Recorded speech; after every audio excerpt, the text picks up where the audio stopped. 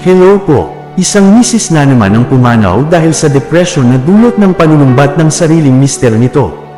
Herman Buelva po uli, pumanaw ang isang misis na kilala sa pangalang Maya matapos umano niyang maranasan ang matinding depression. Ayon sa ulat, isa sa mga itinuturong dahilan ay ang paulit-ulit na panunumbat ng kanyang mister. Agad na nagsagawa ng investigasyon ng barangay at lokal na awtoridad. Batay sa police report, matagal nang dumaranas si Maya ng emotional stress sa kanilang tahanan. Ilan sa mga kapitbahay ang nagsabing madalas nilang marinig o makita ang alitan ng mag-asawa. Inabisuhan din ng pulisya ang pamilya na sumailalim sa counseling at emotional support. Ibinahagi ng barangay tanod na may mga pagkakataon umanong lumalapit si Maya sa kanyang mga kaibigan upang humingi ng tulong. Sinubukan din ng mga ito na kausapin ang mister, ngunit hindi umano ito nakinig.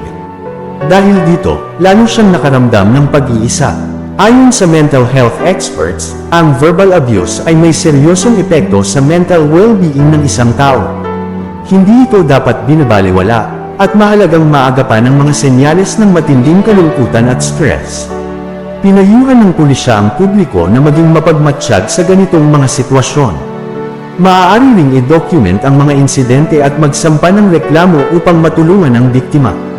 Hinihikayat din ang mga nakararanas ng ganitong sitwasyon na magsalita at humingi ng tulong.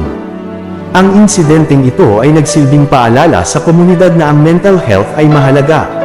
Marami ang nagpahayag ng pakikiramay sa pamilya at nanawagan ng mas malalim na pag-unawa at suporta sa loob ng tahanan. Ingat po palagi. God bless po.